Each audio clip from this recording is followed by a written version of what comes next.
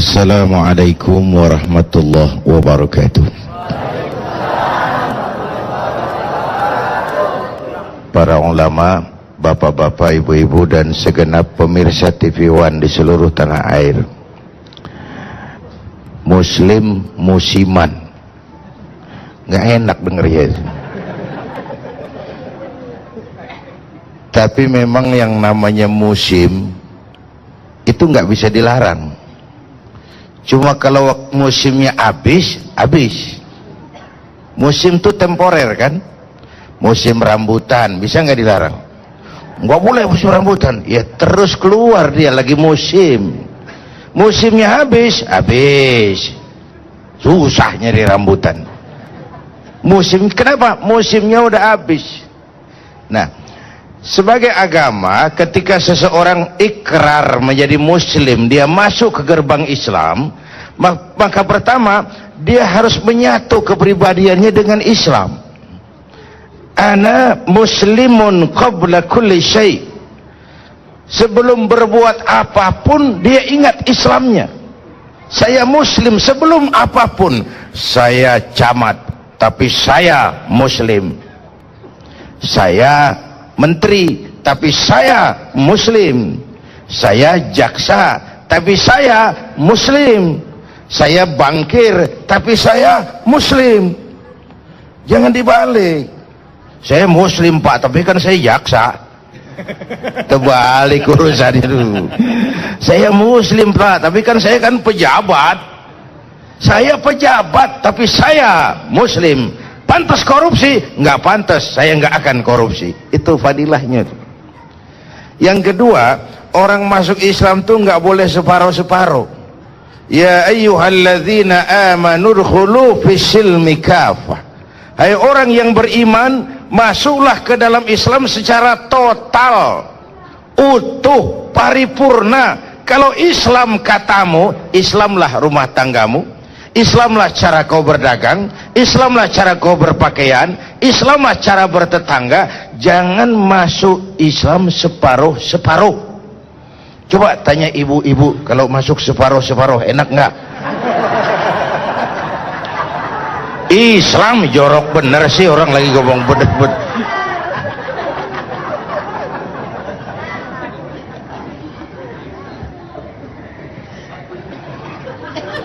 Jangan dipikirin gitu. Bapak Ibu hadirin yang saya hormati, total Islam itu menjadi rule of mind, menjadi state of thinking, menjadi kepribadian, menjadi warna dari kehidupannya, bukan sekadar sebuah status. Bapak Ibu hadirin yang saya hormati, nah kita memang lihat tuh gejala musiman, walaupun kita bersyukur sebagai sebuah starting point, baguslah itu.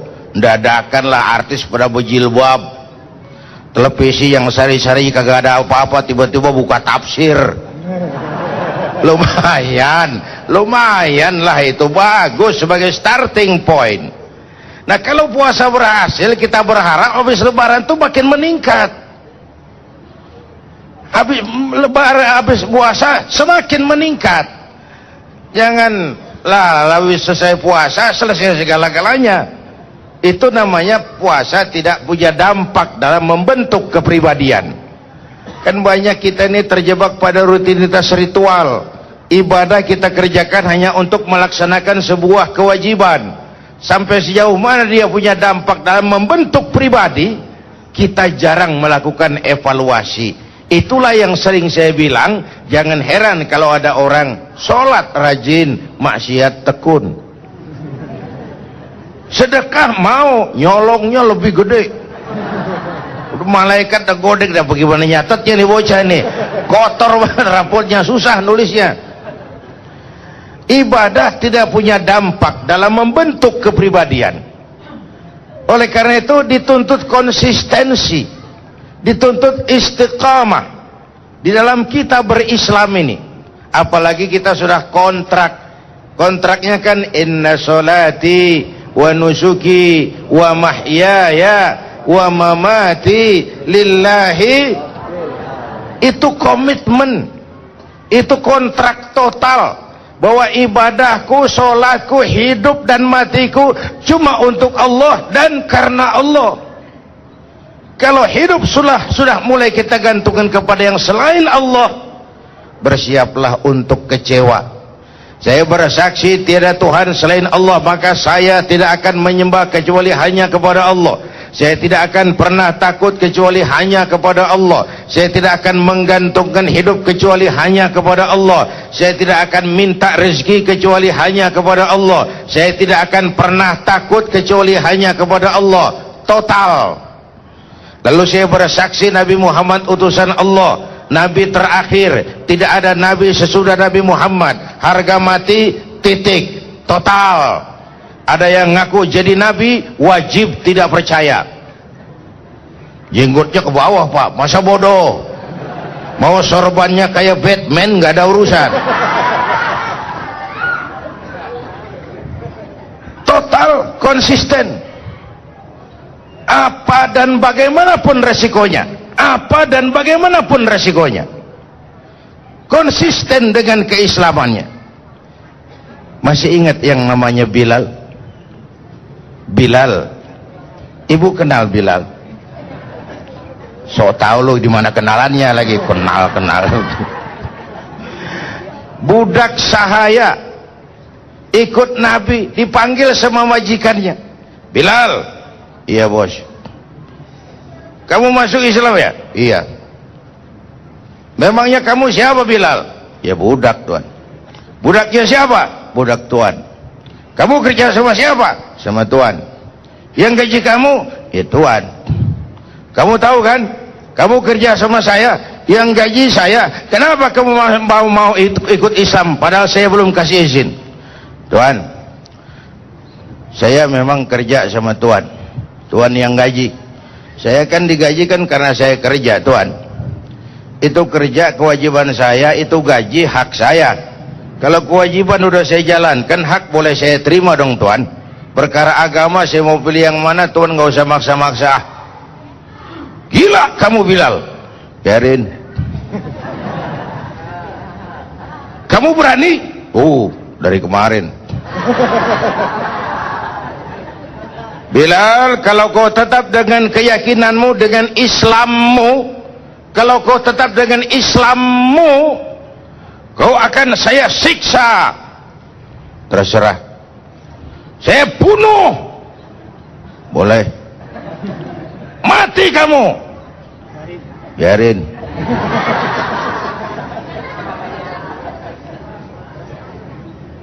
Disiksa Bilal. Coba lihat orang mau berislam yang utuh ini. Disiksa, dijepit dengan batu yang berat, dicemur di tengah gurun pasir yang terik, menghadap matahari. Terkelupas kulitnya, pecah bibirnya, mengalir darah dari sekujur badannya. Ayo Bilal, tetap Islam dan kau mati, atau tinggalkan Muhammad, kembali ke agama lamamu. Dari bibir yang pecah, dari darah yang mengalir itu, cuma keluar ucapan Allahu Ahad, Allahu Ahad. Bilal, budak badannya, merdeka jiwanya. Maka namanya ditulis dengan tinta emas dalam sejarah. Kita sekarang merdeka badan kita, tapi budak mental kita. Maka sejarah nggak pernah mau nyatat kita. Ya, ya kayak kita lanjut lagi kayak. Pas ngomong budak liatnya ke saya kayak. Kita akan lanjutkan lagi. Tadi kita sudah banyak belajar dari peristiwa atau sebuah kejadian yang dialami oleh salah seorang sahabat Nabi, sahabat Rasulullah, Bilal. Bagaimana keistiqomahan, kekuatan keimanan seorang Bilal. Nanti kita juga akan belajar ya, bagaimana juga apa yang terjadi terhadap orang-orang, kaum-kaum sebelum kita yang telah berbuat fasik dan juga telah berbuat munafik. Apa sih hukumannya buat orang-orang munafik ini? Jangan kemana-mana, tetaplah di Tabligh Akbar Ramadan 1431 Hijriah. Ya subhanallah pemirsa, kita kembali lagi di Tabligh Akbar Ramadan 1431 Hijriah. Kalau Anda tadi menyaksikan ya, itu ada gelaran begitu banyak beduk ya, luar biasa, sampai-sampai jalan menuju ke sini ditutup Bu. Luar biasa sekali, subhanallah. Nah, tadi di segmen sebelumnya pemirsa sempat disinggung juga ya mengenai perilaku orang fasik dan juga munafik. Tapi ada juga orang yang mengatakan begini loh. Waktu bulan Ramadan kita semua rajin ibadah ya, tetapi begitu lepas dari bulan Ramadan lingkungannya nggak mendukung. Kalau dulu kan pas bulan Ramadan semua orang sama nih, tapi begitu udah lepas Ramadan lingkungannya nggak mendukung. Saya balik ke kantor lagi, misalnya nih mohon maaf, yang biasanya ngambil potongan-potongan, yang mau nggak mau ngambil lagi, yang biasa korup ya ngambil. Jadi kebiasaan buruk itu karena lingkungan dan budaya sudah begitu mengakar, akhirnya kembali lagi. Nah, untuk membahas masalah ini, mungkin lebih tepat Kiai kali ya. Silakan Kiai. Apakah betul persepsi tadi itu Kiai? Silakan Kiai. Bapak Ibu dan pemirsa TV One, memang lingkungan itu sangat besar pengaruhnya dalam ikut membentuk kepribadian seseorang. Yang dihadapi sehari-hari, yang dilihat sehari-hari, itu mewarnai kepribadiannya. Contoh, petugas kamar mayat biasanya jarang senyum. Contoh. Ini kan pengaruh lingkungan yang dihadapin tiap hari orang merengut saja, dia nggak bisa senyum ya. Petugas kamar mayat jarang senyum, itu pengaruh lingkungan terhadap pembentukan pribadi. Nah, dalam kehidupan kita yang paling sangat luas pengaruhnya adalah peranan media, terutama media elektronik, dalam hal ini televisi. Ini memang televisi kita ini kan perongkosannya mahal, Pak. Tidak semua orang bisa, tapi bukan sekedar modal, pengaruh dan dampaknya sangat luas di tengah masyarakat itu. Nah, kita bersyukurlah televisi kita ini begitu masuk bulan Ramadan nuansanya agak islami. Alhamdulillah. Mudah-mudahan terus nih habis Ramadan terus dijaga. Ustadz pada muncul, walaupun masing-masing lah misinya, ada yang sekadar figuran. Ustadz tuh kerjaannya nemenin orang dagang SMS. Ada ya, alhamdulillah masih bisa muncul Bapak Ibu hadirin. Tapi memang secara umum di luar Ramadan televisi kita tuh nyaris kapitalis. Urusannya cuman orang punya modal beli televisi, misinya nyari untung pulang modal, nyari untung pulang modal. Jangankan syiar Islam, menjaga kepribadian bangsa saja jarang yang mikir. Saya ada yang nawarin kemarin satu stasiun, Kiai masih berkenan nggak di televisi? Apa tuh? Pengantar buka Kiai, durasinya 7 menit, terus potong iklan 4 menit. Jadi saya ngomong 3 menit. Iya Kiai, yang lain aja dah. Loh kenapa Kiai? Bukan kenapa, 3 menit apa? Assalamualaikum, habis sudah. Kalau sekarang nongol jual tampang modal lewat yang begitu.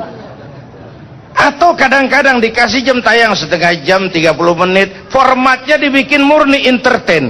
Satu Kiai kumpul sama 4 pelawak, tenggelam kiainya.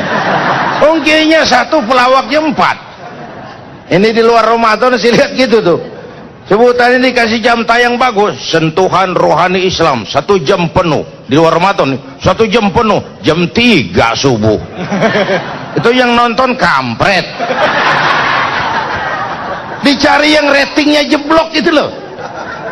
Dicari yang ratingnya jeblok.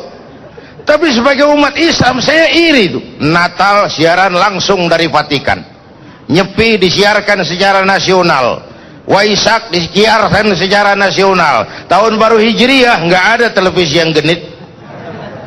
Ya, iya betul. Bapak Ibu hadirin yang saya hormati, konon lagi Isra Mi'raj, Maulid dan lain sebagainya. Ya kita doakan mudah-mudahan televisi kita selesai Ramadan, kepribadian Ramadannya jalan terus. Amin. Amin. Artis-artis kita nih yang Ramadan giro pakai jilbab, habis Ramadan jilbabnya jangan terbuka, udah terusin. Amin. Bapak Ibu hadirin yang saya hormati, membentuk kepribadian. Karena pengaruh lingkungan sangat besar. Tapi orang yang saya ceritain tadi, Bilal, lingkungannya dia nggak terpengaruh. Habab ibn al-Arat, Amr bin Yasir, nggak terpengaruh. Kenapa? Ada iman di hatinya. Kalau ada iman, jiwanya hidup. Kalau jiwanya hidup, kayak ikan tuh kalau hidup, bu, apa? Ikan kalau hidup, lihat di laut tuh. Ikan kalau hidup, biar 3 tahun berendam di air asin, nggak ikut jadi asin. Ikan tuh, ikan di laut 3 tahun berendam di air asin, nggak ikut jadi asin. Kenapa? Dia hidup. Tapi begitu dia mati, ikan mati kan bagaimana keadaan? Digaremin asin, diasemin, namanya ikan mati. Orang kalau jauh dari iman, jiwanya mati. Kalau jiwanya mati, gampang diasem garemin lingkungan. Asal dekat sama ustadz mah kalem. Dekat sama tukang mabok, tenggeng aja lagi. Gua mah bagaimana yang nyamper aja gua mah. Gampang diasem garemin oleh lingkungan, nggak punya kepribadian, nggak punya karakter. Islam membangun karakter. Ana muslim qabla kulli syai'. Bapak Ibu hadirin yang saya hormati, memang sulit mengatasi pengaruh lingkungan, maka kita jangan ikut musim, tapi harus bisa menciptakan musim. Jangan ikut pasar, kalau bisa mampu menciptakan pasar. Jangan ikutin musim, tapi menciptakan musim. Kita kan dominan umumnya ngikutin musim. Nggak bisa ciptain pasar, ngikutin pasar. Emang lagi musim, nah itu alasan kita. Emang lagi musim, mau diapain? Kagak bisa dilarang. Bapak Ibu hadirin yang saya hormati, Islam menuntut kontinuitas dan konsistensi dengan segala resikonya. Jangan dikira kalau kita sudah menyatakan saya menjadi hamba Allah, lalu begitu saja ya Allah, saya ini hambamu. Kata Allah, iya ya, kamu hambaku ya. Enggak tuh, enggak. Begitu kita bilang, ya Allah, saya mau jadi hambamu yang paripurna, yang utuh. Saya pejabat, tapi saya hamba Allah. Saya pengusaha, tapi saya hamba Allah. Saya seniman, tapi saya hamba Allah. Saya bankir, tapi saya hamba Allah. Ketika kita ikrar mau jadi hamba Allah yang utuh, datanglah cobaan, ujian, godaan, rintangan. Enggak serta merta, ya Allah saya hambamu. Iya ya, kamu hambaku ya. Enggak tuh, enggak. Pastilah diuji, digojlok, digembleng, ditempa untuk menguji nilai kehambaan kita kepada Allah Subhanahu wa ta'ala. Jadi ini pengaruh lingkungan. Saya nggak nyalain televisi. Kita kan banyak pilihan. Yang megang remote banyak pilihan. Iya. Ini sekarang hidup zaman banyak pilihan. Anak-anak saya dulu, saya kecil, dia di waktu ngaji diomelin sama guru, takutnya bukan main. Kenapa? Guru jarang. Sekarang anak kita ngaji diomelin sama guru, dinyengir. Diomelin, gue cari guru lain. Guru banyak banget. Orang sekarang hidup banyak pilihan. Di depan rumahnya ada masjid, dia sholat Jumat ke masjid lain yang lebih jauh, dia mau bayar taksi. Waktu ditanya, kenapa lu sembahyang jauh-jauh? Waduh bang, sembahyang di sono gue berasa tambah ilmu bang. Khotbahnya cakep, imamnya fasih kayak sembahyang di Masjidil Haram rasanya. Ini di sini sembahyang khotbahnya bahasa Arab, khotibnya kagak ngerti, apalagi gua.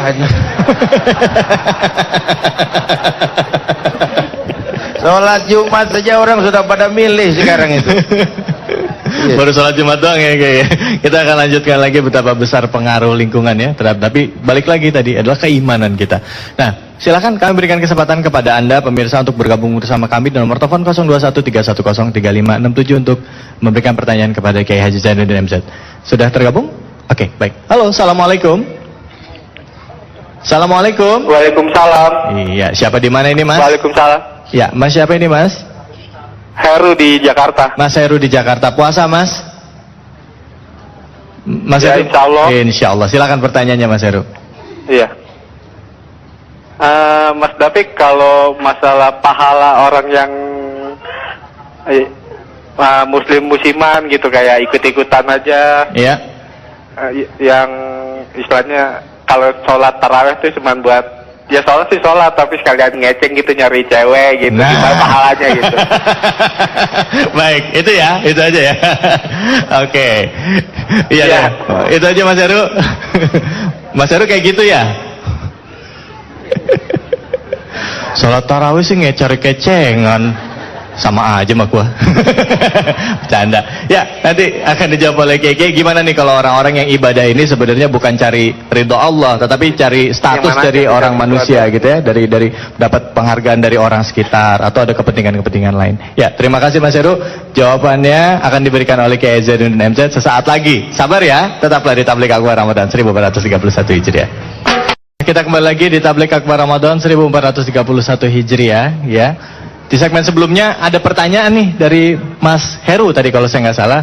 Ya, gimana kalau kita ibadah itu karena ingin dilihat orang, misalnya, atau ada perasaan lain, misalnya kita sholat tarawih, cari kecengan perempuan, cari cewek, cari pasangan, cari cowok gitu misalnya.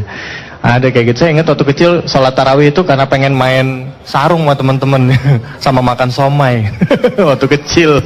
Tapi kalau gitu terus gimana? Silakan Kiai. Mungkin ini cukup banyak juga kejadian seperti ini ya Kiai. Silakan Kiai. Iya.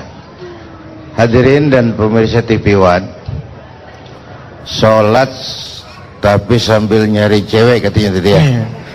Wah tuh, dari sisi ekonomi itu namanya kreatif. Sambil nyilem nyari ikan, nyilem minum air mau kembung. Saudara-saudara, begini, idealnya semua ibadah dasarnya itu dua. Pertama, ibadah tidak boleh dikerjakan setengah hati, main-main atau coba-coba. Yang kedua, semua ibadah dasarnya harus lillahi ta'ala. Tapi itu kan ideal. Untuk sampai ke sana orang perlu proses. Anak kita, Bu, ada yang udah sadar memang kalau diperintah orang tua wajib dikerjain. Ada anak kita yang begitu. Ada yang mikir juga, baru mau lancar kalau disuruh beli rokok asal ada kembaliannya. Ada kan anak kita yang begitu, ada kembaliannya nggak, Pak? Kita di hadapan Allah juga begitu. Ada yang memang sudah takut surga, takut neraka, kepengen surga. Ada, itu bagus. Ada yang udah nggak mikirin itu, mau surga mau neraka soal nanti, yang penting Allah ridho, yang penting Allah terima cinta kita. Itu tingkatan yang untuk sampai ke sana perlu proses. Karena itu saudara Heru, nggak apa-apa kalau itu proses awal, tapi jangan terus-terusan sampai tua begitu. Udah aki-aki terawih ke masjid masih nyari cewek aja.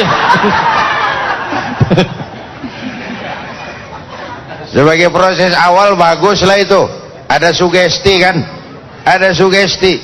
Sama juga dengan kita umumnya, kita ini beribadah karena mengharap surga, takut neraka.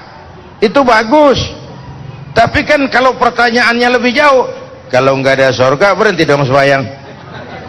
Nah, ada tahapannya. Orang beribadah bukan lagi urusan surga dan neraka, tapi urusan cinta. Itu yang dimotori oleh Sayyidah Rabi'ah Adawiyah, Rabi'atul Adawiyah. Alirannya aliran cinta. Sampai dia bilang gini, Bu.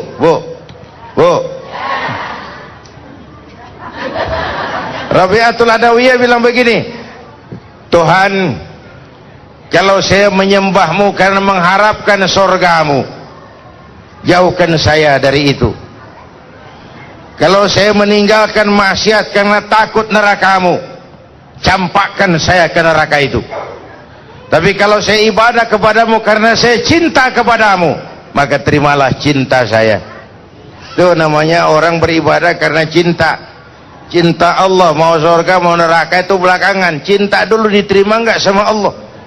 Sehingga Rabi'ah dalam sebaik syairnya bersenandung begini, Rabi'atul Adawiyah ini perempuan menjanda sampai meninggal karena mempertahankan ibadahnya kepada Allah. Katanya Rabi'ah ini dalam sebaik syairnya bilang begini, walaitaka tahlu wal hayatu mariratun, biarlah hidup ini pahit asal engkau tetap bersikap manis ya Allah. Walaitaka tardha wal anamu ghadibu, biar orang semua enggak demen asal engkau senang ya Allah. Idza kana minkal waddu fal kullu hayyin, kalau ada jalinan cinta kepadamu semua urusan gampang ya Allah. Wa kullu ma fawqa turabi turab, yang ada di atas tanah tanah semua. Oh, kalau udah sampai ke ini, yang ada di atas tanah tanah semua. Nih tanah nih tanah lempung. Yang ada di atas tanah tanah semua. Kekagumannya sudah pulang hanya kepada Allah Subhanahu wa ta'ala. Jadi itu jawaban atas pertanyaan saudara Heru tadi. Baik. Nggak apa-apa kalau itu sebuah proses awal, cuma atasi terus sampai muncul sikap lillahi ta'ala. Iya, iya. Oke. Kalau orang yang misalnya dia ibadah karena ada atasannya, misalnya dia di satu instansi kepala dinasnya ikut sholat, dia jadi aduh nggak enak nih sama atasan saya, dia ikutan sholat juga. Itu kan cukup banyak kayak gitu, Kiai. Itu gimana? Ya, udah umur, ya. udah sepuh ya. Silahkan, Kiai. Iya, saya bilang tadi secara ideal memang nggak pantas beribadah karena ada atasan. Idealnya nggak boleh. Tapi kan tiap orang tahapannya nggak sama tuh. Terimalah itu sebagai sebuah proses awal. Ya. Begini, yang gampang dah Bu. Bu, anak kita begitu lahir, apa makanannya? Air susu ibu. Susu ibu. ASI, ya. Gedean dikit, pisang. Gedean lagi, bubur. Ada proses tuh. Ya. Udah gede bener, nasi. Udah gede banget, Nasi padang. jengkol. Oh, jengkol. Tapi kalau begitu lahir dikasih jengkol, teler tuh anak. Ada proses. Iya. Baik ya. Jadi ini proses buat semuanya. Silakan nih, siapa yang mau bertanya nih? Ya, silakan Mas. Nama dan langsung pertanyaannya apa? Assalamualaikum warahmatullahi wabarakatuh. Waalaikumsalam warahmatullahi wabarakatuh. Perkenalkan, nama saya Muhsan Huda. Saya dari Kedoya.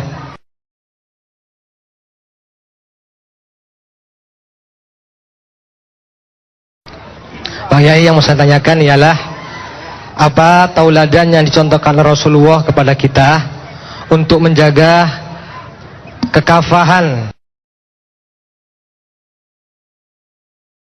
keislaman kita agar terhindar dari pengaruh-pengaruh yang destruktif yang akhir-akhir ini melanda umat Islam. Ya. Demikian, terima kasih. Wassalamualaikum warahmatullahi wabarakatuh. Waalaikumsalam. Pak, namanya siapa Mas tadi? Muhsan Huda. Muhsan. Oke, silakan. Muhsan. Muhsan. Ya. Pertama, menangkal pengaruh-pengaruh negatif itu, pertama jadilah ikan hidup tadi. Iman harus hidup di sini. Kalau ikan sudah hidup, lepas dia di air laut yang asin, berendam di sana, nggak akan ikut jadi asin. Dengan iman yang hidup, kemanapun kita pergi, kita akan bilang, buka tempat pelacur di samping rumah saya, buka tempat judi di belakang rumah saya, buka tempat minuman keras di depan rumah saya, pantang saya ikut karenanya. Ini kalau imannya hidup. Kalau iman mati, bukan pantang, nyari. Gimana tempat mabuk ya? Nyari. Tapi kalau ada iman, kita nggak akan mudah terpengaruh oleh lingkungan. Nah, baginda Rasul memberikan contoh itu. Lahir di tengah masyarakat berhala, nggak ikut cuma berhala. Lahir di tengah masyarakat jahiliyah, nggak ikut jadi jahiliyah.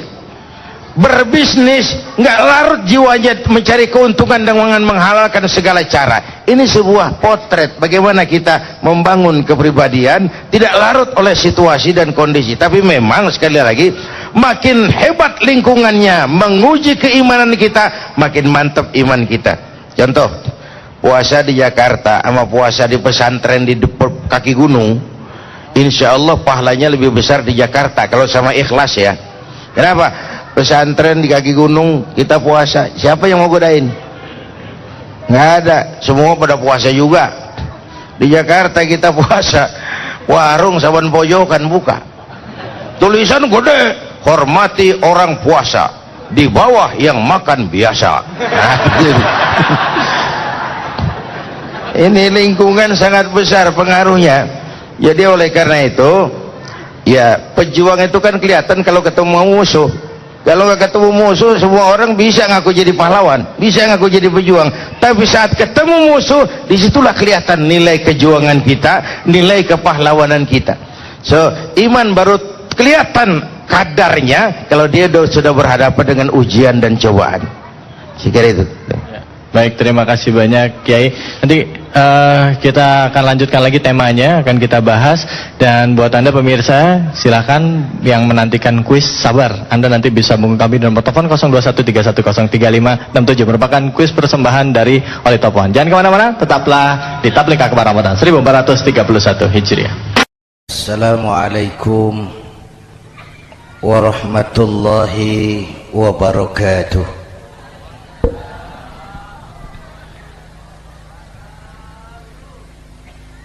Alhamdulillahi wa kafa,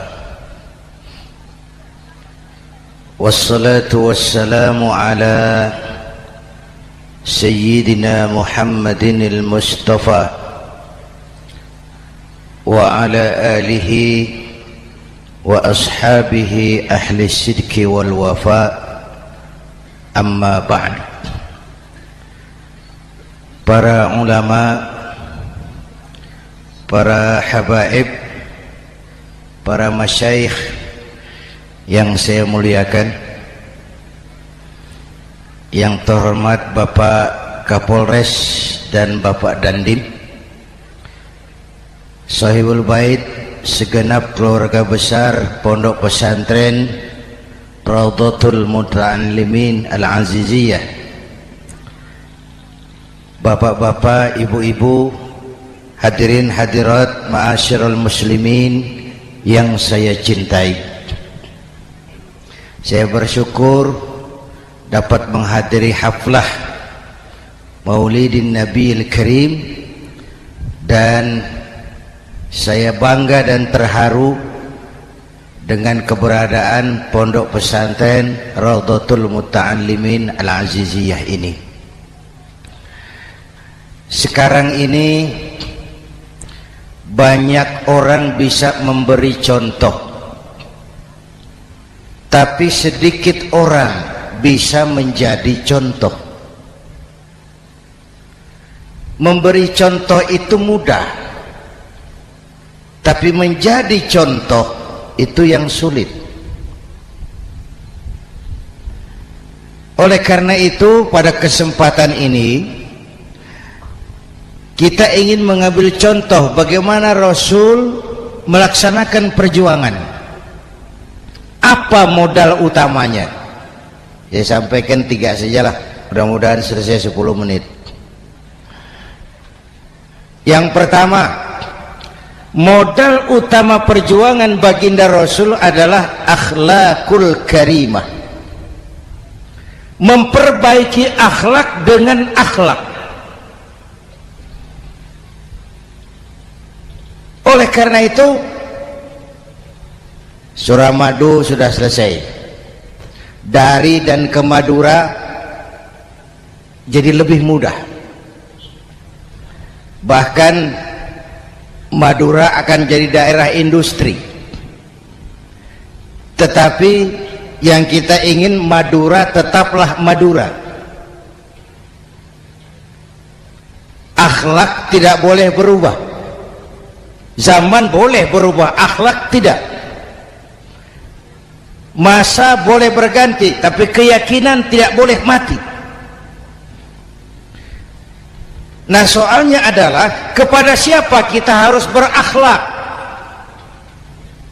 Kita itu kan harus berakhlak kepada 2. Kita harus berakhlak pertama kepada Allah. Ini yang terpenting.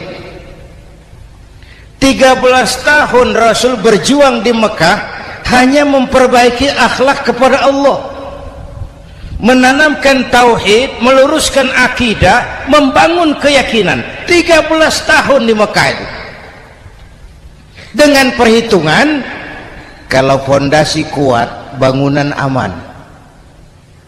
Kalau fondasi melenceng, bangunan bengkok. Kalau fondasi rapuh, bangunan runtuh. Bangunan bagaimana fondasinya? Orang hidup bagaimana imannya? Kekuasaan dan jabatan baru ada manfaatnya kalau dipegang tangan orang beriman. Kalau tidak, yang muncul Fir'aun. Harta baru terasa manfaatnya kalau dipegang tangan orang beriman. Itulah sebabnya bangsa kita ini bukan cuma perlu orang pintar, kita perlu orang benar. Bahkan di masyarakat lebih baik benar tidak terlalu pintar ketimbang pintar tapi tidak benar.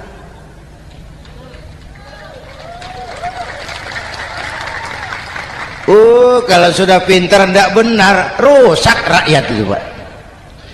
Disuruh ngurus beras malah nimbun beras, ya. Disuruh ngurus laut jadi bajak laut. Disuruh ngurus hukum, bikin hukum seperti pisau, tajam ke bawah, tumpul ke atas. Kalau yang kecil salah, hukum cepat-cepat ditegakkan. Yang besar salah, diam pura-pura tidak mengerti. Itu yang melukai rasa keadilan.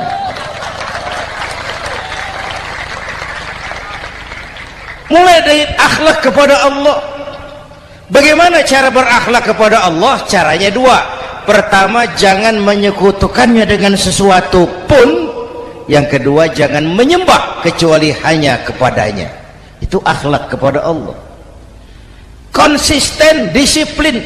Saya bersaksi tiada Tuhan selain Allah, maka saya tidak akan menyembah kecuali hanya kepada Allah. Saya tidak akan takut kecuali hanya kepada Allah. Saya tidak akan minta tolong kecuali hanya kepada Allah. Saya tidak akan melarikan persoalan kecuali hanya kepada Allah.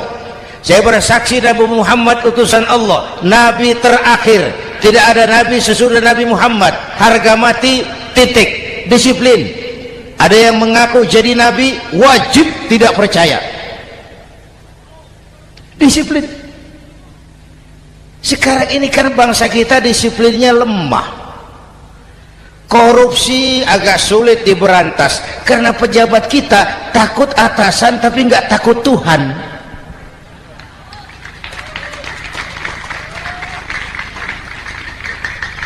Itu sama dengan anak muda naik sepeda motor ngebut, lampu merah jalan terus, di stop sama polisi. Prit, iya Pak. Minggir, siap. SIM ada Pak. SNK ada Pak. Tahu kau lampunya merah? Tahu Pak. Kenapa lewat terus? Saya nggak tahu, ada Bapak. Itu disiplin kita. Tenang bener jawabnya, kayak orang nggak salah itu.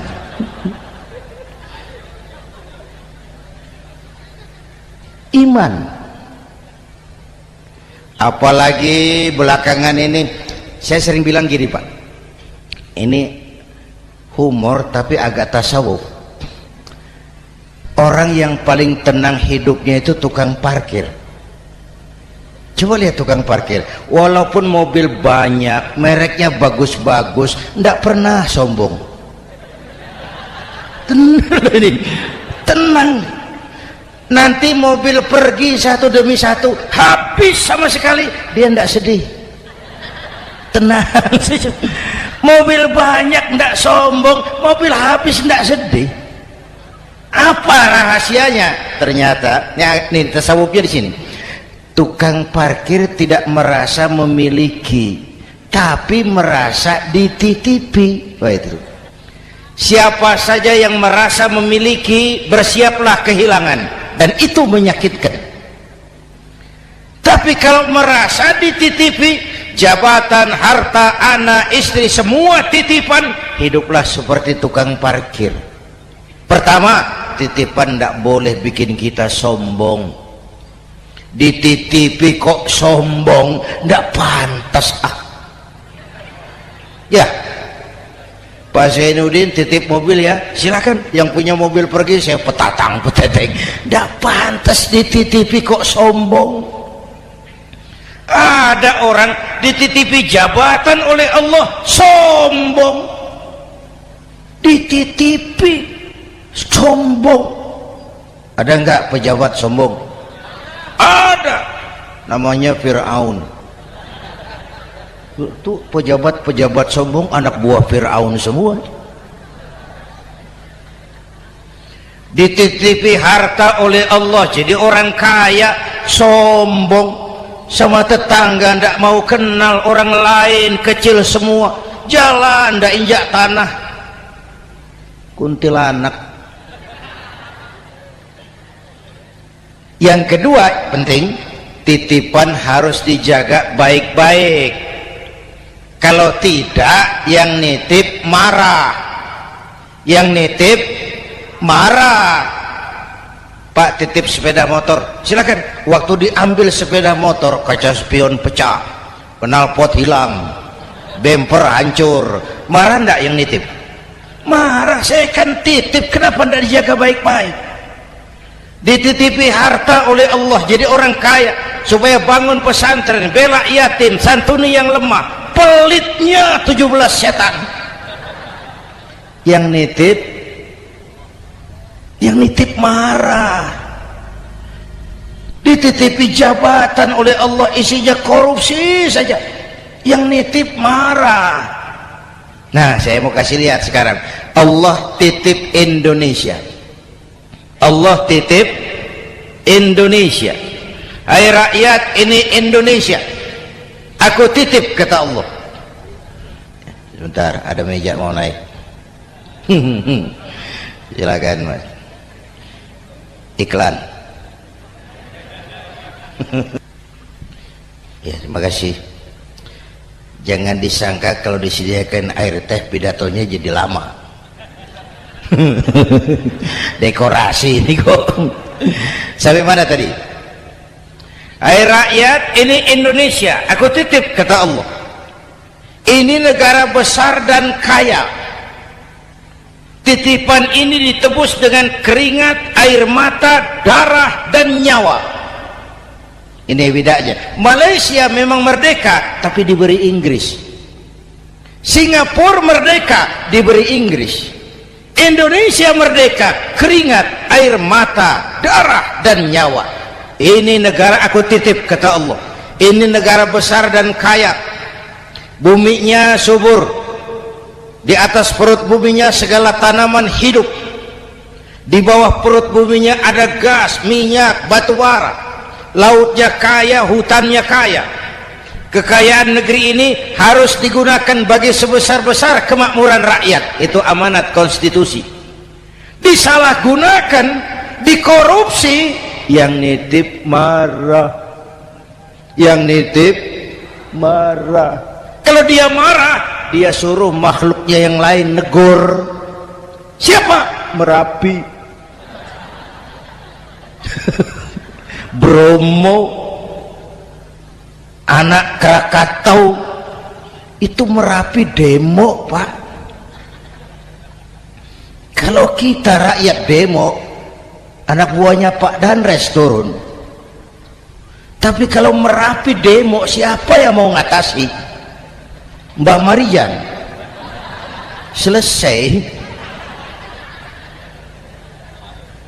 Sekarang Mbah Marijan sudah kumpul sama Mbah Surip di alam barzah, dia sudah ketemu dia. Kata Mbah Surip, tenang Mbah Marijan, tak gendong, aman sudah. Aman sudah. Saya mau bilang Merapi itu makhluk, Krakatau itu makhluk, Bromo itu makhluk. Tidak mungkin makhluk bergerak dengan sendirinya, pastilah ada yang menggerakkan. Maka baik-baiklah sama yang bikin angin, supaya bertiupnya sesuai keperluan. Baik-baik dengan yang bikin air supaya datangnya sesuai kebutuhan. Baik-baik sama yang bikin gunung supaya meletusnya pelan-pelan.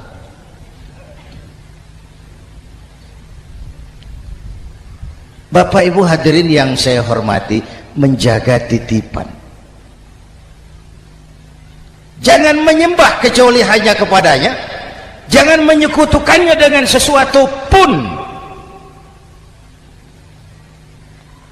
Ayo, saya ngobrol kita. Bapak Ibu hadirin yang hadir di sini ini, kita ini semua hamba Allah apa bukan? Hamba Allah. Kata siapa? Kata kita. Kalau kata kita namanya ngaku. Ngaku itu boleh dan murah. Apa diakui? Kita belum tahu. Ya, kan baru kata kita itu. Dan tidak otomatis kalau kita bilang saya ini hambamu ya Allah, lalu Allah jawab iya ya. Tidak, wong itu kan kata kita. Saya hamba Allah, kata saya. Berapa banyak orang perbuatannya, ucapannya berkata saya hamba Allah, perbuatannya menyatakan dia hamba setan, hamba nafsu, hamba dunia, budak jabatan. Tidak sesuai ucapan dengan perbuatan. Jadi hamba Allah tuh nggak mudah, digojlok, diuji. Coba lihat, yang jelas diakui sebagai hamba itu baru satu yang kita peringati ini, baginda Nabi. Allah mengakui kapan? Waktu menceritakan Isra dan Mi'raj. Apa yang dipakai kalimat? Subhanallazi asra bi'abdih. Maha suci Allah yang telah menjalankan hambanya. Hambanya. Muhammad itu hambaku, aku jalankan dia. Allah mengakui. Kapan kalimat ini turun? Setelah Nabi digojlok, ditempa, digembleng, diuji, difitnah, dicaci maki, dilontari kotoran unta, sahabat-sahabatnya dibantai. Lolos, Muhammad betul-betul hambaku. Ayo Isra Muhammad. Subhanallazi asra bi'abdih. Hambaku. Jadi kalau mau jadi hamba Allah ya diuji, digojlok, digembleng. Nah, mari kita lihat kehambaan baginda Nabi. Orang yang paling bersih hatinya Rasulullah. Orang yang paling baik akhlaknya Rasulullah. Orang yang dosanya sudah mendapat jaminan ampun Rasulullah. Tapi Rasulullah kalau sholat malam bengkak kakinya karena rajin sujud. Hati bersih, akhlak terbaik, dosa sudah diampuni. Tapi kalau sholat malam kakinya bengkak karena rajin sujud. Saya tahu di sini juga banyak yang kakinya bengkak. Cuma urusannya apa, itu urusan masing-masing.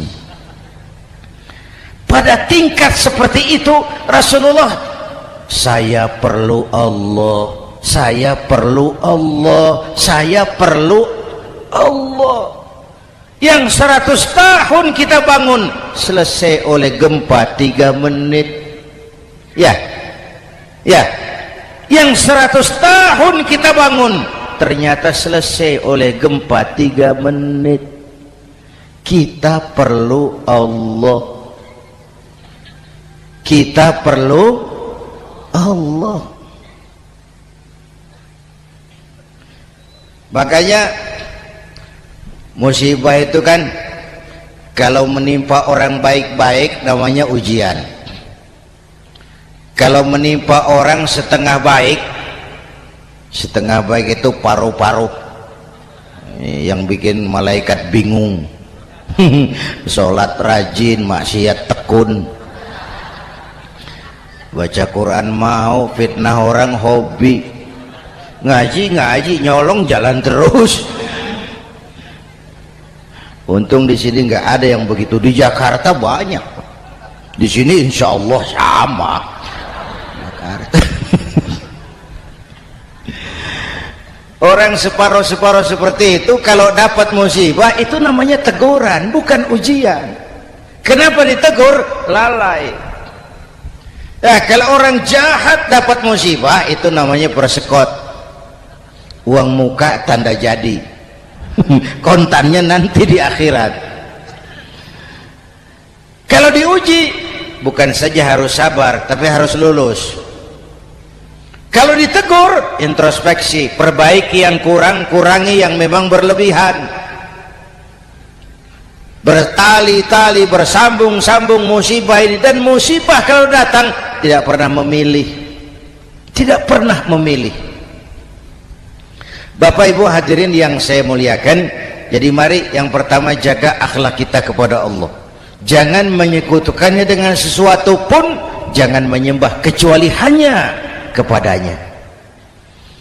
Sekarang kan musim entertain, orang pandai membangun pencitraan, orang pinter bikin bungkusan. Sekarang ini kiai sama dukun tipis bedanya. Bener Pak, pemburu hantu pakai sorban, pakai gamis, nanti kiai pakai helm. Atribut sudah kacau sekarang ini, siapa pakai apa, siapa mau jadi apa tidak jelas. Sementara masyarakat kita memang agak kutil, kurang teliti, cepat heran, gampang kagum. Pernah terjadi satu saat tabrakan di jalan, keras sekali, korban jatuh berlumur darah, dikerubungi orang banyak. Datang wartawan mau ambil gambar dari dekat, sulit, banyak sekali orang ngerubung. Dia cari akal, tolong saya dikasih jalan ke dekat korban. Orang menoleh semua. Saudara siapa? Saya bapaknya korban, katanya. Dia mengaku bapaknya korban. Ya orang minggir semua. Minggir, ada bapaknya korban. Orang minggir semua, dia maju ke depan korban. Sampai di depan korban pucat mukanya itu wartawan. Kenapa? Yang ketabrak anak monyet, Pak. Dia sudah ngaku bapaknya korban.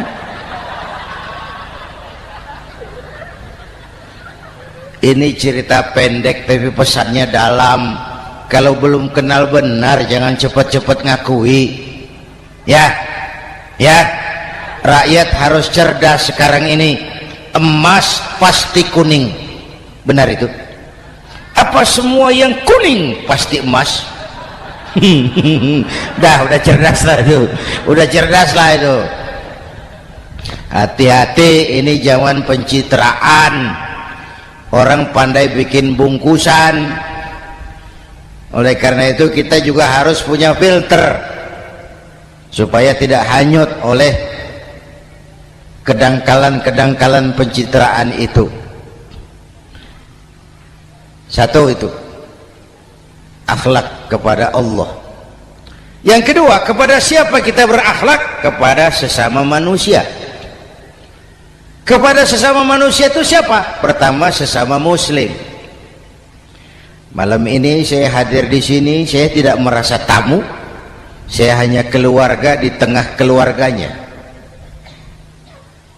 Bahwa saya lahir di Jakarta itu sih kebetulan, saya nggak pesan. Yang kita tidak pesan jangan diributkan, kita nggak pesan. Warna kulit seperti ini kita nggak pesan. Dari suku apa lahir kita nggak pesan. Potongan seperti ini kita nggak pesan. Islam membebaskan manusia dari ras diskriminasi. Pada waktu yang bersamaan Islam mengangkat harkat, derajat, martabat kaum wanita. Ini kasihan dari tadi nggak diajak ngomong nih. Pada waktu yang bersamaan Islam mengangkat harkat, derajat, martabat kaum wanita. Tuh, ibu-ibu mestinya lebih terima kasih sama Rasulullah. Sebelum Rasulullah datang, nasib perempuan menyedihkan, dilecehkan, harganya murah. Sebelum Rasulullah datang, murah.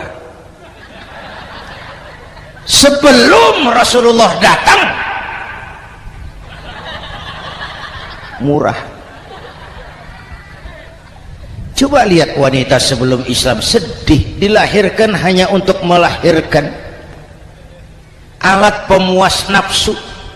Kalaupun berperan, peranannya cuma segitiga, dapur sumur kasur, kasur sumur dapur, putar-putar di situ saja. Nggak usah di Arab, dunia, di Jawa, raja-raja Jawa sebelum kenal Islam seenaknya ngumpuli perempuan kan, selirnya yang 30, 50. Sultan-sultan di Turki piara haram ratusan orang perempuan. Kaisar terakhir dinasti Ming Cina bangun istana 1000 kamar, istrinya 1000. Innalillahi wa inna. Itu saya coba pikir, raja kalau istrinya 1000, kapan pakai kolor itu raja?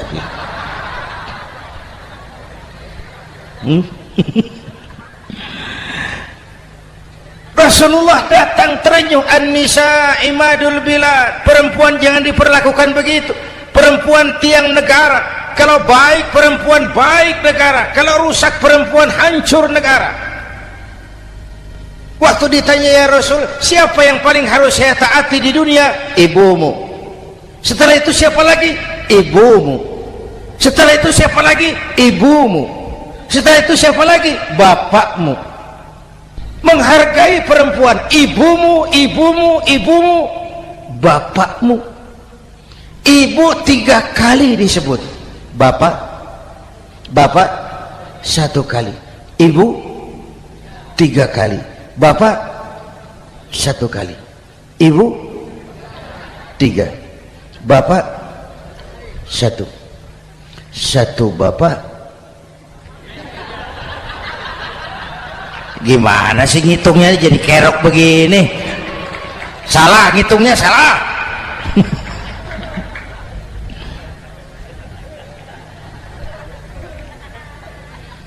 Lalu dicairkan kehidupan kemasyarakatan di masjid. Masya Allah, masjid itu pendidikan demokrasi betul. Pertama, siapapun masuk masjid copot sandal, buka sepatu. Benar itu? Ini masyarakat yang mau kita bangun. Tidak ada warga negara kelas 1, semua sama. Lurah masuk masjid buka sepatu, Camat masuk masjid buka sepatu, mat. Gubernur masuk masjid buka sepatu, Nur. Nikmatnya masyarakat masjid. Nikmatnya masyarakat masjid. Coba binatang saja harganya tidak sama toh. Sapi yang mahal, yang gemuk, betul? Karena harga sapi pada dagingnya. Makin gemuk sapi, makin mahal harganya. Tapi ada burung perkutut lebih mahal dari sapi, padahal dagingnya sedikit, betul. Kenapa harganya lebih mahal dari sapi? Harga perkutut suaranya. Di mana harga manusia yang paling gemuk? Silahkan bersaing dengan sapi. maaf. Inna akramakum indallah atqakum. Masyarakat masjid sudah coba sandal, buka sepatu, sudah masuk ke dalam sholat berjamaah. Kalau sudah ke dalam sholat berjamaah, tidak pernah kita usil dari mana orang datang, yang penting kemana dia menghadap. Itu masyarakat masjid. Dari mana kamu? Dari kidul, Pak, madhab ngulon. Kamu dari mana? Dari lor, Pak, madhab ngulon. Kamu dari mana? Dari kulon, madhab ngulon juga. Ini kan konsep Bhinneka Tunggal Ika. Dari mana dimanapun orang datang, apapun warna kulitnya, dari suku apapun ia dilahirkan, kalau akidahnya sama, itu saudara kita. Lalu sholat berjamaah, apa itu? Hidup bermasyarakat, berbangsa dan bernegara. Harus ada imam, harus ada makmum. Kenapa? Ini saya harus agak hati-hati ya, pakai sarung angin ini. Apa tadi ngomong apa saya?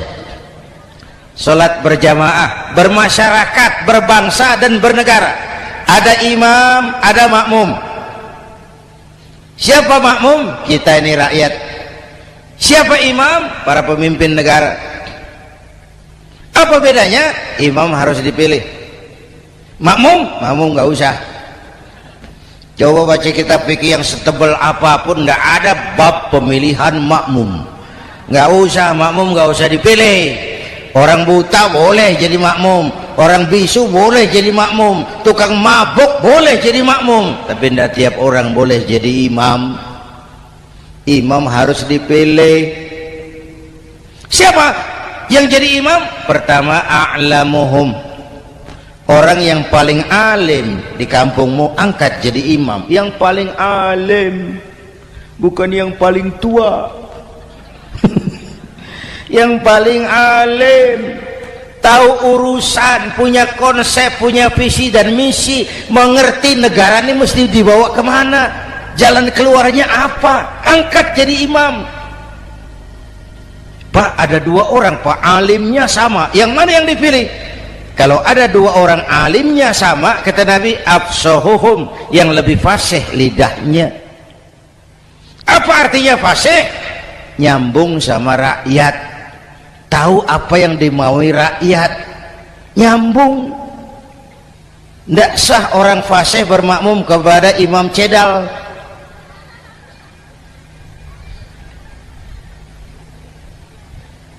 Kenapa Bu? Nyambung.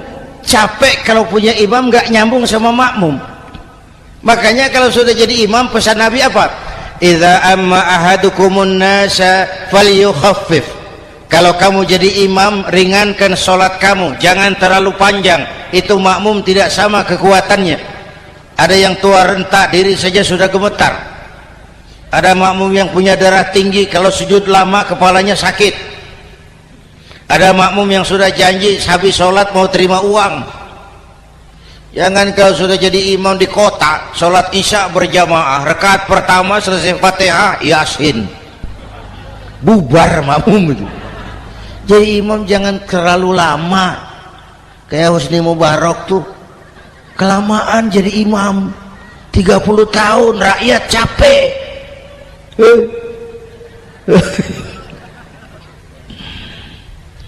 Bapak Ibu hadirin yang saya hormati, nah masyarakat Islam ini loyal, taat, setia. Kapan? Kalau imamnya benar.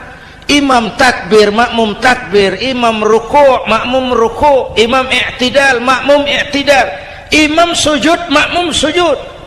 Tapi masyarakat Islam tidak buta.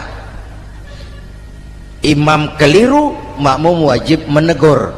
Ya, bagaimana negurnya? Mestinya ruku', imam sujud. Wah, keliru ini. Subhanallah, kan gitu. Itu aturan main. Tidak boleh imam keliru, makmum emosi, main pegang, hoi salah, hoi, kacau sholat.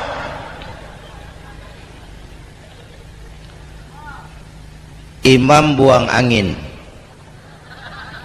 apa makmum lalu berkata, demi kesetiaan saya kepada imam, imam buang angin, saya lebih keras lagi. Goblok. Iyyaka na'budu wa iyyaka nasta'in. Sampai situ imam buang angin, minggir. Tidak usah ribut. Yang di belakang satu orang maju ke depan, lanjutkan pekerjaan imam. Yang penting imam tahu diri, buang angin, minggir. Ini negara rusak karena imam sudah buang angin, tenang aja, kayak orang nggak salah itu loh.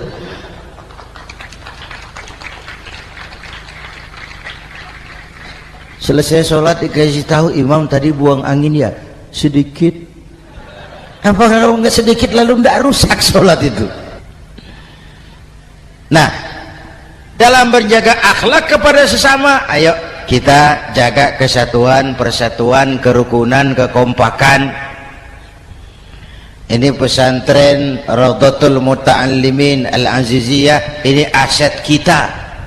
Keberadaannya, pengembangannya, kelangsungannya bukan sekedar tanggung jawab pengurusnya, tanggung jawab kita sesuai dengan bidang dan kemampuan masing-masing. Yang punya jabatan bantu dengan wewenangnya, yang punya harta bantu dengan uangnya, yang punya tenaga bantu dengan tenaganya, yang bisa doa bantu dengan doanya, yang tidak bisa apa-apa bantu dengan diam. Diam saja lumayan loh itu membantu. Bapak Ibu hadirin yang saya hormati, saya ingat almarhum Panglima Besar Sudirman pernah bilang, kamu itu kalau mau menang harus kuat, kalau mau kuat harus bersatu, kalau mau bersatu hidupkan semangat silaturahmi. Mau menang harus kuat, mau kuat harus bersatu, mau bersatu hidupkan silaturahmi. Bapak Ibu hadirin, rukun antar umat seagama. Beda pendapat boleh, marah jangan. Kalau di Jakarta kan sekarang lagi musim apa itu wahabi yang bid'ah, sedikit bid'ah itu. Saya sih bilang yang suka tahlil bagus, terusin. Yang nggak suka tahlil nggak apa-apa, tapi jangan mencaci maki yang suka tahlil. Yang mabuk masih banyak kok yang tahlil dicaci maki. Kita ini seperti orang kurang kerjaan. Waktu guru saya Hadratul Mukarram Ki Haji Dr. Idham Khalid wafat, saya ajak orang baca Fatihah. Selesai, saya lagi duduk di belakang, seorang pengusaha nemui saya, Kiai, kenapa? Saya coba ingin kepastian. Apa? Orang yang sudah mati dibacakan Fatihah itu, apa pahalanya sampai? Saya bilang gini, Mas, kamu kalau nggak percaya mati aja dulu. Saya bacain Fatihah, tunggu di sono. Kalau nggak nyampe balik lagi nggak apa-apa.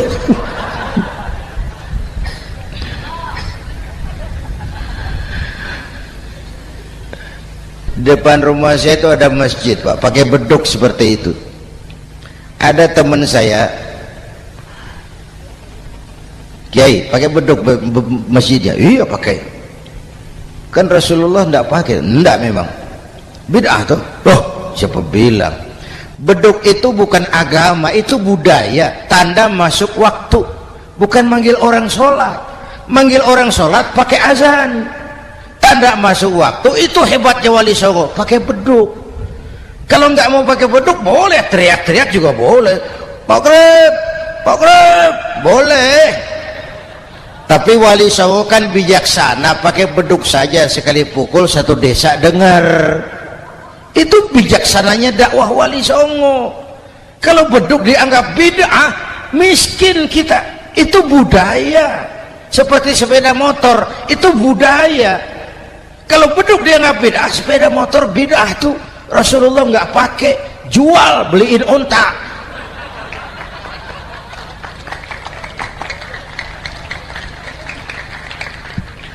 Ayo cari persamaan, jangan memperbesar perbedaan. Hormati pendapat orang kalau pendapat kita juga ingin dihormati. Kasus Ahmadiyah meledak lagi di Cikesik, Banten. Lalu pendekar-pendekar HAM menganggap itu tirani, mengganggu kebebasan beragama. Dia lupa bahwa Ahmadiyah masalahnya bukan kebebasan beragama, tapi penodaan terhadap agama. Kalau kebebasan beragama sih umat Islam welcome.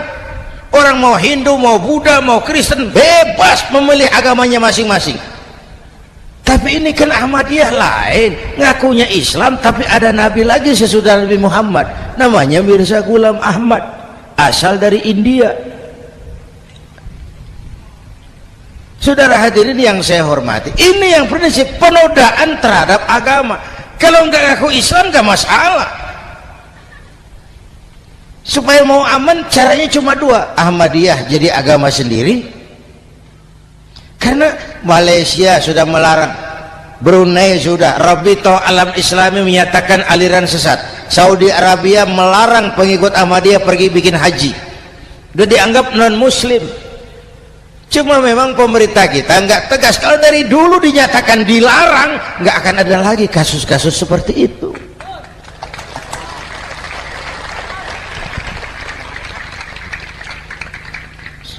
Nah, selain itu kita umat juga harus disiplin.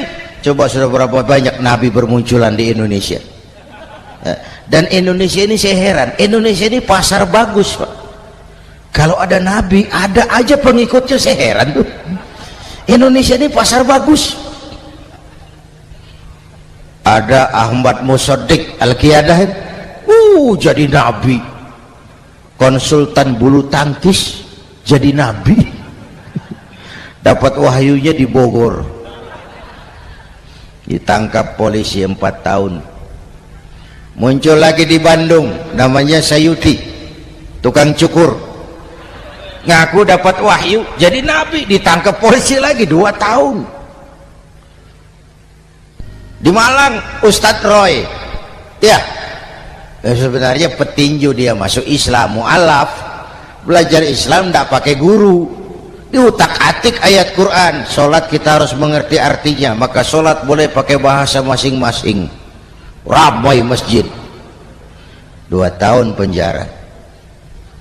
Di Jakarta muncul lagi Lia Edan, ngaku Jibril, ditangkap juga oleh polisi. Kita salut sama polisi kita lah, bukan cuma teroris, Jibril ditangkap Pak Kapolres. Saya bilang sama teman-teman polisi, untung dia ngaku Jibril, Pak. Coba kalau dia ngaku Israel, lebih gawat itu.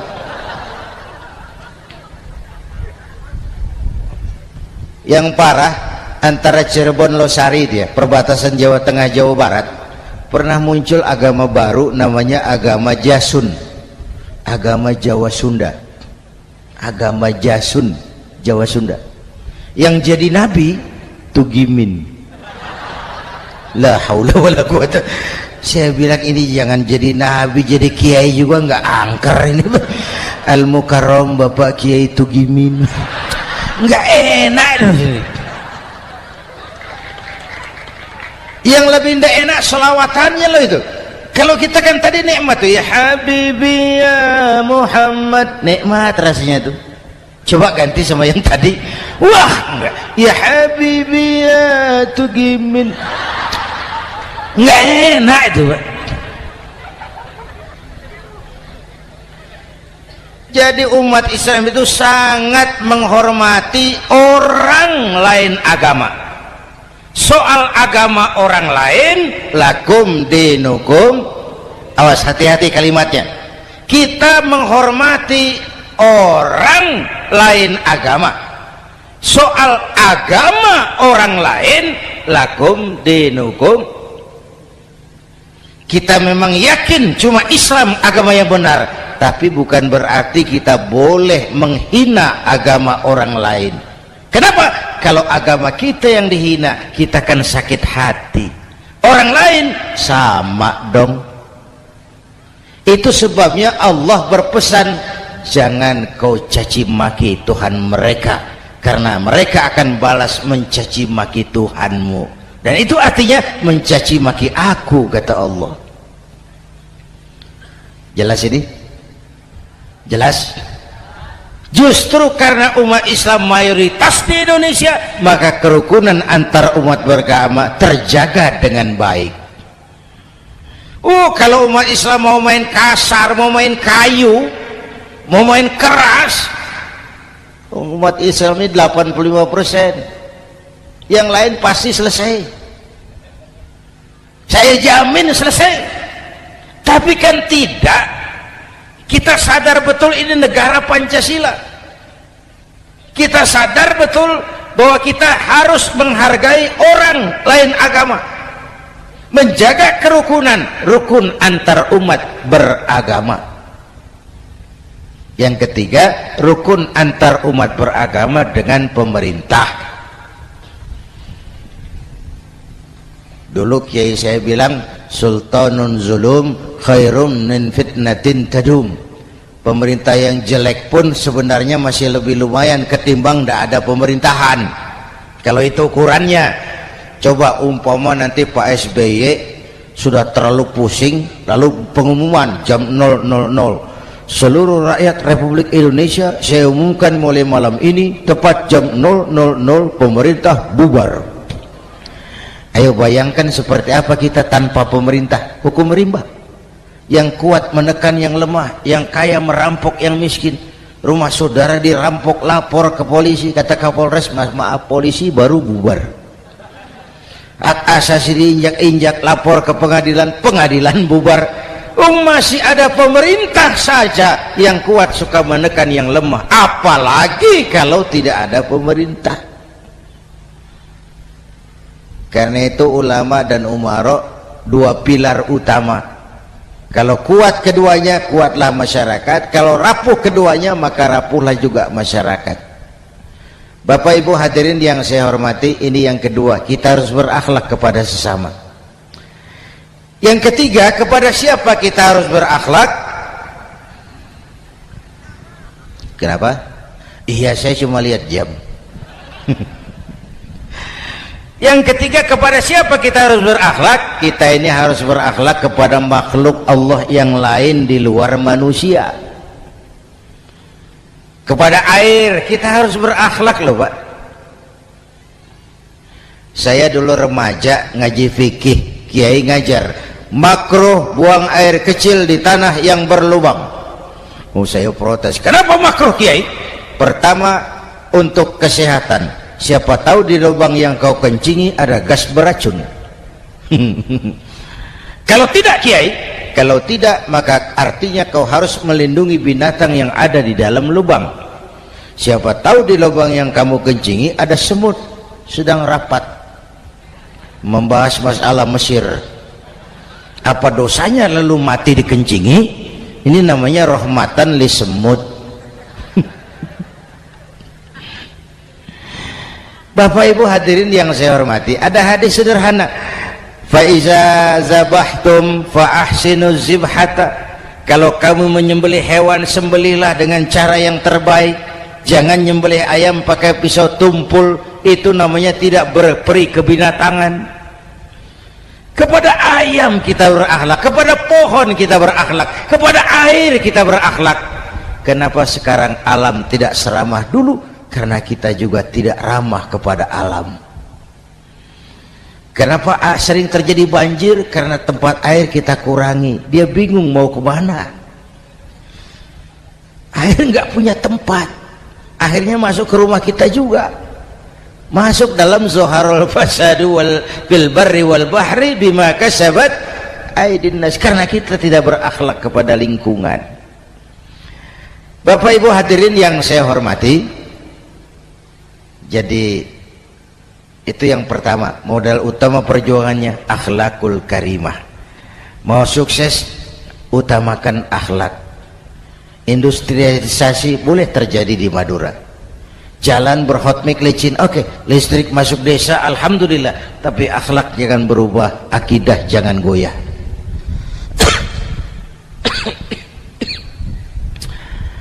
Teknologi tidak bahaya, yang bahaya orang yang menggunakannya.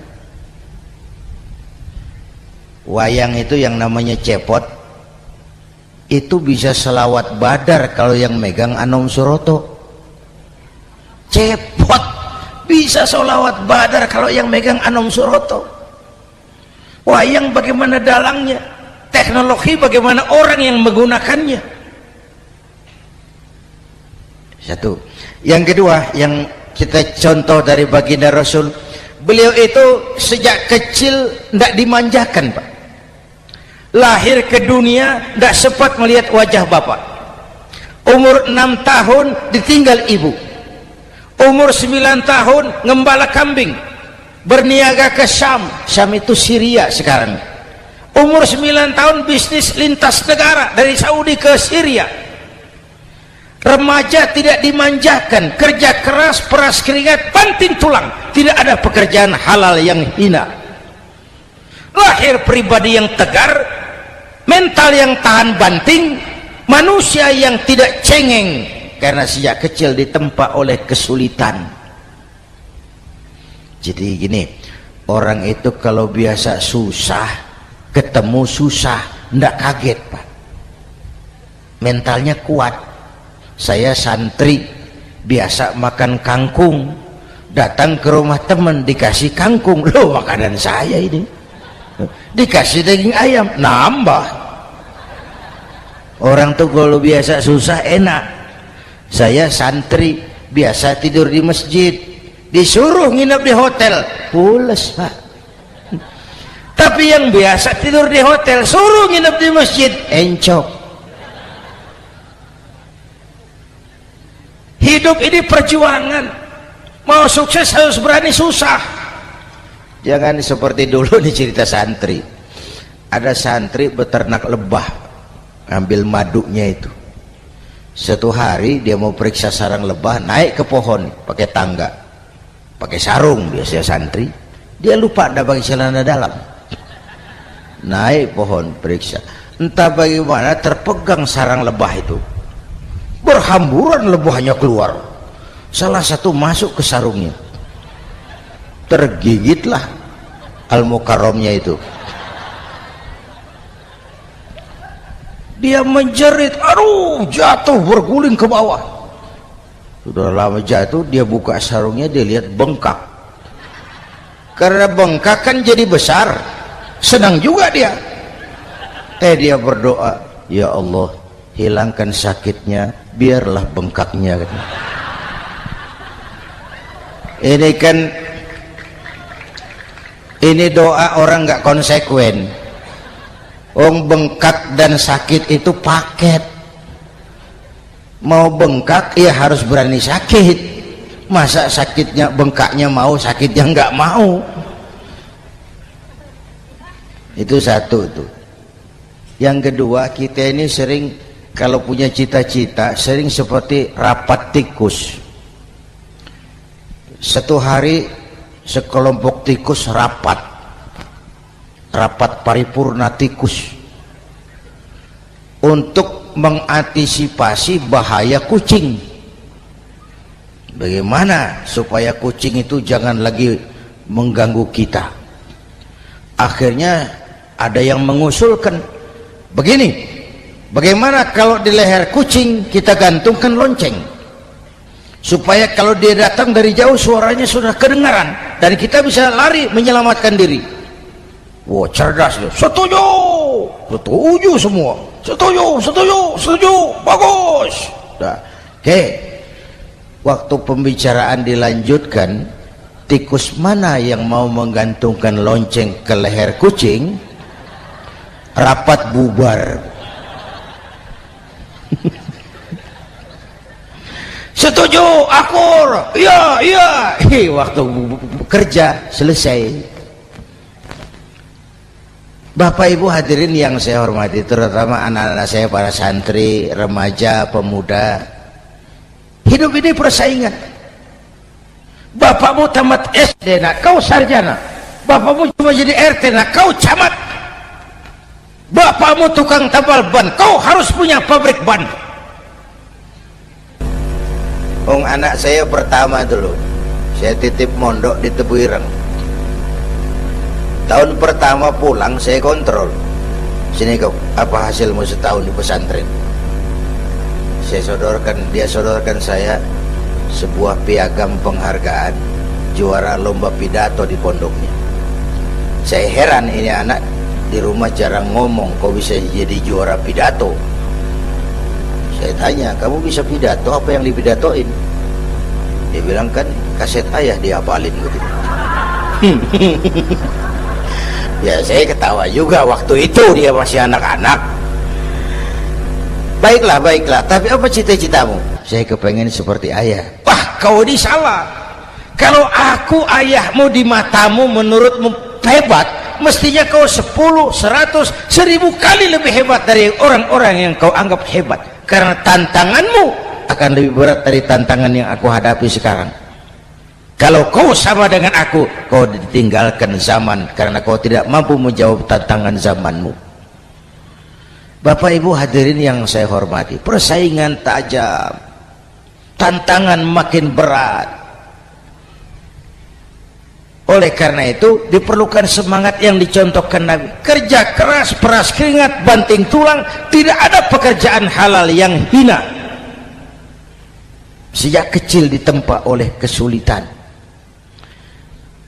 Asal jangan seperti saya tadi ngobrol sama teman-teman, sekarang ini di negara kita banyak politisi miskin negarawan.